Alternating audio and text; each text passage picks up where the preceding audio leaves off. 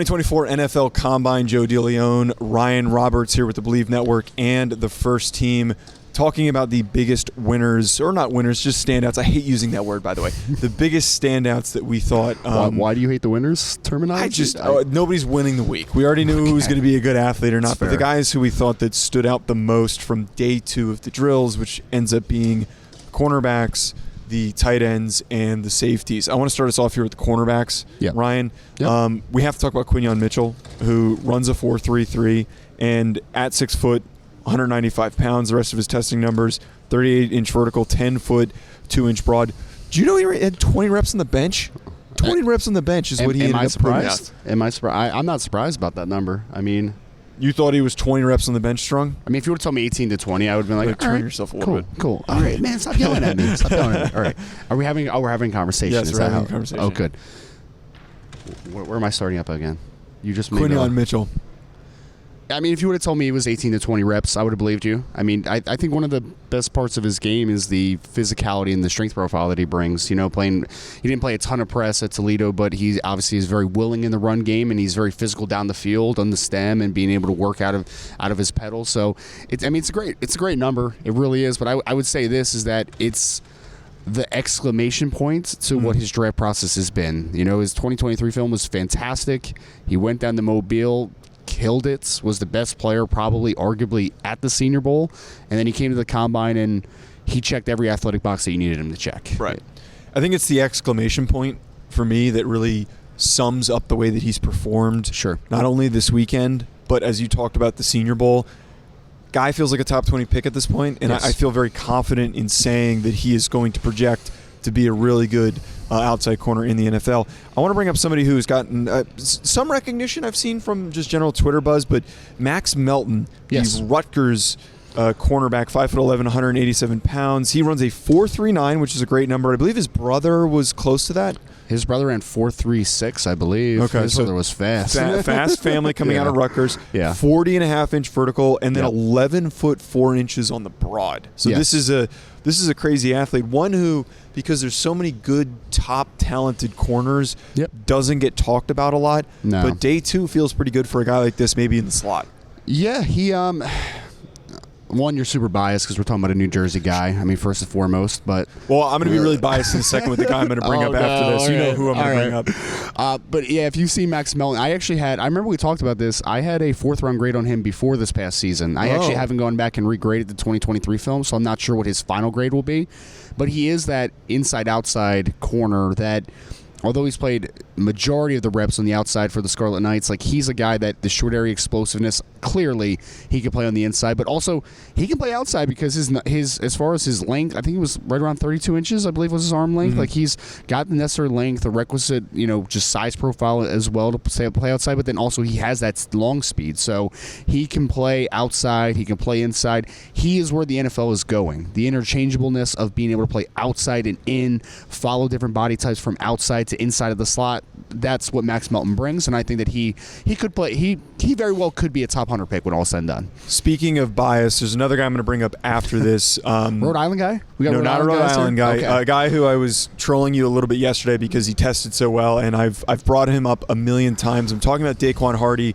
I thought you were going to throw Kamari Lassiter in here somehow, but okay. Yeah. Well, he didn't. He only did the short area stuff, so the short agility stuff. So I'm not going to be able to bring him up. Although good athlete, like you claim that he's not. He's not good, but to talk specifically about Daquan Hardy, he's only 5'9", he's 179 pounds, only 30-inch arms, pretty small hands, 8 1/8 inches on his hands. But I think for a guy of his size profile, on film, I didn't know that this was somebody who was going to be a 4.38 athlete. I also didn't expect a 42.5-inch vertical and a 10-foot 6-inch broad. I thought he was a good athlete, but this puts him really in that elite category, albeit on the smaller side. Sure. He is very explosive. He accelerates really quickly. I think on day 3, and I'd argue that he's getting like 7th round buzz right now. I'd take him somewhere in the 5th round for a guy who is going to feast in the slot and would probably be pretty good on special teams because you know he's going to get downfield pretty quickly.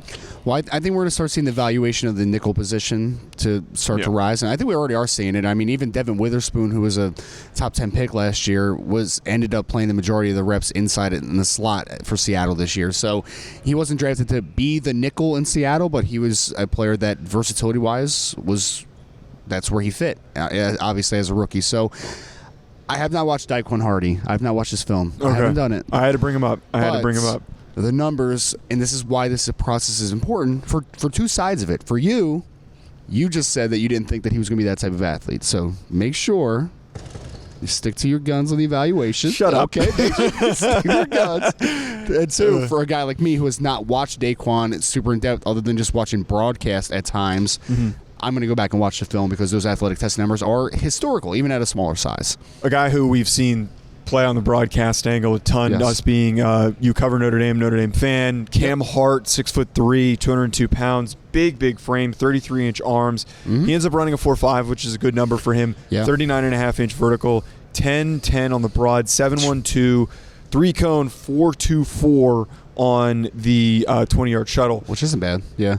I think for him, we just saw general smoothness in the drills. He was one of those guys whose numbers are strong, but the drills is where he really flourished. I keep comparing him to James Bradbury, but he is similar to Quinyon Mitchell, just keeps checking all the boxes and keeps moving his way up. I mean, the big thing about this week was always going to be medicals for Cam because he's had multiple shoulder injuries. So we're going to be asking ourselves that question as far as, just what is the long-term outlook from just his medical perspective. But athletically, I don't think it takes a good scout to watch Notre Dame the past couple of years and be like, hey, that number 5 is long, tall, and can run, right? Like, he can do all those things.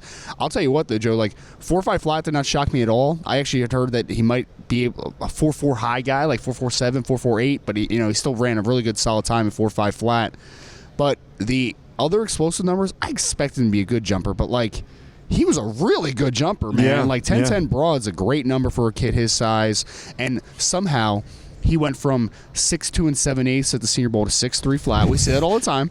But got some clay on his heels. He added 3/8 of an inch to his arm length. Well, okay, the arm length thing, and this is a really nuanced conversation. We should have talked to the two guys that we were talking to last night who do the training. Sure. I'm kind of kicking myself that we didn't do this. But there are ways to manipulate your arm length a little bit if you do the proper preparation for it. So you can get that, that quarter of an inch, half an inch maybe if you can really stretch it. I mean, he went from 32 and 5/8 to 33 even. That's a you're only talking about like a little over a quarter of an inch that you've got to add in there. Like that's if you do it the right way. My whole point is that you can get that rounded up to a good number. Every inch matters, man. Talking about the safeties, two guys I want to bring up. One tested really well in a particular category in an unexpected manner. The other one just really looked really good in the drills. Cole Bishop, the Utah overhang safety, 6'2", 206, T-Rex arms at 29 and 3/4 of an inch. Too bad they couldn't stretch his arms out, I guess. Let's in that line, if they did stretch his arms out, I kind of wonder if they're even shorter than that. They look pretty short on film. Not a super long guy, but I was expecting a 4.6 athlete. I thought that this was going to be a small sub-package linebacker because he's such a good tackler. He's very instinctive. He comes downhill very quickly. But, man, he ran a 4.45. That came out of nowhere. 39-inch vert and then 10.4 on the broad. This is one of those guys where you like the film. Yeah. And, again, we come to the combine. We're not going to immediately throw out the film and be like, this guy gets moved up to the top guy at his position. But I like the film. I had pause about the athleticism. And now that pause about the athleticism kind of doesn't get thrown away, but I'm a little bit less hung up on it. And I actually feel a little more confident in my evaluation of him that he could be a quality safety depending on what his role is. He's going to be a fascinating evaluation because I would have guessed he was a 4.58 to 4.62 type of kid. But I did like the short area stuff. I thought he was a pretty explosive player in space, and I thought he was an explosive player as a tackler. But obviously the athleticism he showed here was definitely up a notch in terms of his long speed. He plays a position that doesn't really matter in the NFL anymore. It doesn't really matter. But a 4.45 kid at 6'2", 210 plus pounds, you got to find a role for that, right, in some capacity. Right, that's the point. Yeah. I mean, Kyle Duggar is maybe a similar profile, like those types of guys. Jeremy Chin, like they kind of fit a similar role. Right, that star backer type of a role that has kind of been carved out. Normally, you kind of look for more lanky guys like Marte Mapu, somebody who has the better length. It's just so weird that Bishop's arms are so short, right? Like that's the only thing where it's like, well, he's not a pass rusher, okay? He's a safety. He's still going to be playing out in space a ton, though, where like length does matter. I mean, 4.45 obviously maybe helps to overcompensate for that a little bit, but like, I mean, it shows up on film a lot of times where he's. The ball's coming in and he's extended, and it's like, oh man, he's not anywhere near that football. So the arm length thing, that's one where kind of confirms where, didn't really think that was going to be a great number. Cam Kitchen, speaking of not having a great number, where did this come from that he runs a 4.65? This is tied for the slowest time for the safeties. Was not expecting that. 5'11", 203, 31 and a quarter inch arms, but the rest of his testing numbers, 35-inch vertical, 9.2 on the broad, not like a great number. No. He, though, it's actually a bad number. Yeah, that's actually a bad number. Yeah. He, though, is somebody who, like, I feel not that worried about because you watched him during the drills and he was just super smooth. You watched the ball skills, the way that he went up and high pointed the football. I'm not worried about the numbers. I feel like I'm bringing him up more so just to kind of contextualize why it's not that big of a deal. Well, look, man, the combine matters, verifying measurables matter, but I would say this, I mean, quite simply, Joe, like, did you ever watch Cam Kitchen's film and be like, athleticism's a concern? Like, I never have once watched that.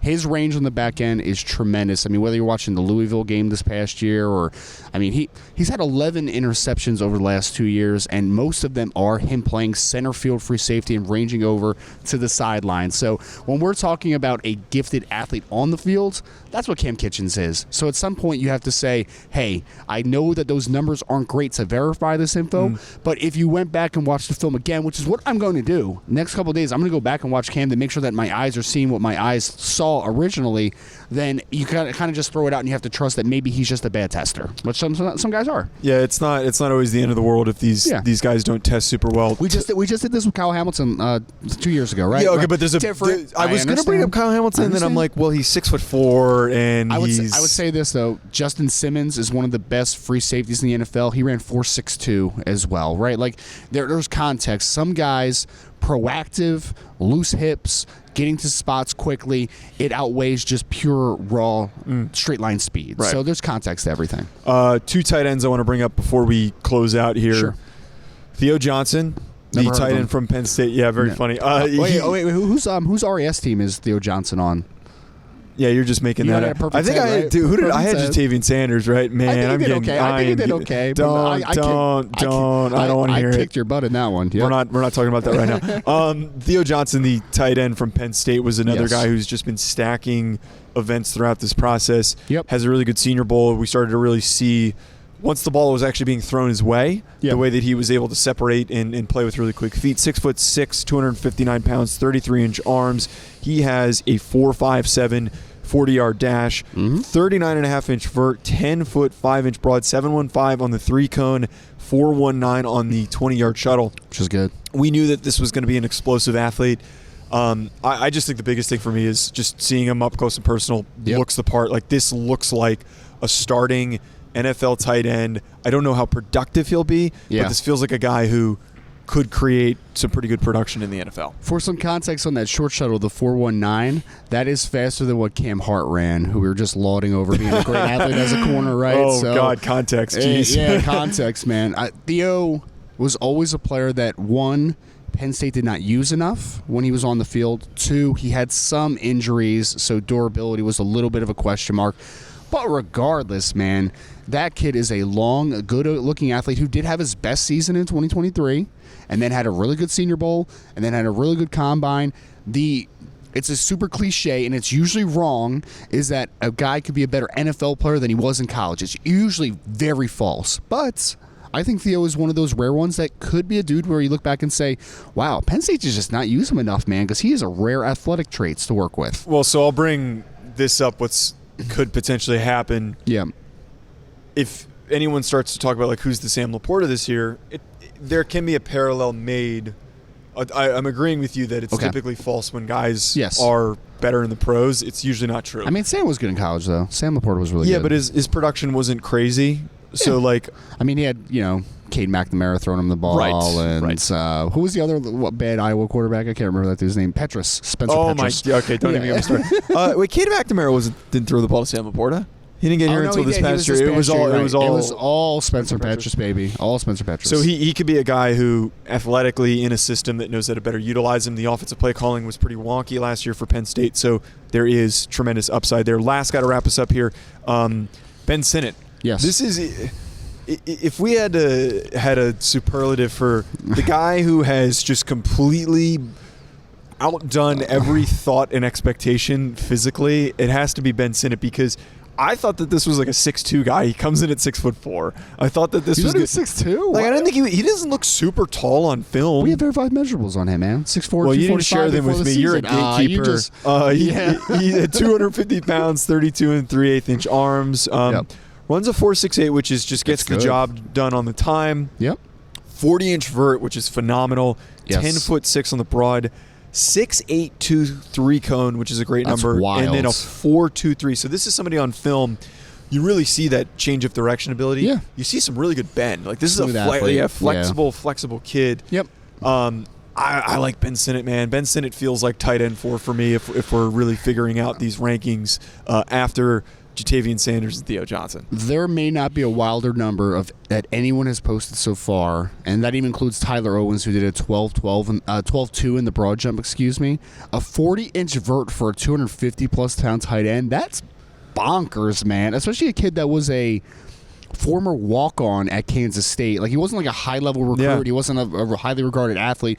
Literally, he was a dude that you looked at and said, you are just going to scrape the barrel, and then he ended up being a great player for them for 3 years. So, yeah, man, it was a wild testing day for Ben Sinnott, and in a less than stellar tight end class, you need a couple of these guys that can potentially rise a little bit. You want to know some even crazier context? So we've had defensive line and linebackers are not going to be crazy freaky on the short area stuff, but corners and safeties are supposed to test really well in those drills, right? Yep. The third highest 3-cone drill the whole week so far is Ben Sinnott at 6'8". He is tied with Ryan Watts, the corner/safety from Texas. Yeah. And Kamari Lassiter, of course, is the most elite change of direction athlete at 6'6". Yeah. I'm really curious really quickly, where does he the 20-yard shuttle is not really that high, but 3-cone for context, that is an unreal number to put out there for a guy like that. And that shows flexibility, which is on film, which is the most important thing, right? I think that 4.68 is a good number. You could have told me he was a 4.75 guy too, and I would have believed you. Like, I don't think he's incredible. Like, I don't think his long speed's incredible on film, but he is very smooth in and out of breaks, and he's a good route runner for Kansas State over the last couple of years. So, yeah, great day for Ben Sinnott, to say the least. At Joe DeLeone, at Rise and Draft, at Believe Network, folks. Hit that follow button, hit that subscribe button. Thank you for tuning in, and we're going to be back with more coverage. Probably not till Monday to wrap up the last. No. We're going to do it tomorrow. We're going to do it tomorrow. What are you talking about, man? Enjoy the rest of your week, Let's folks. go.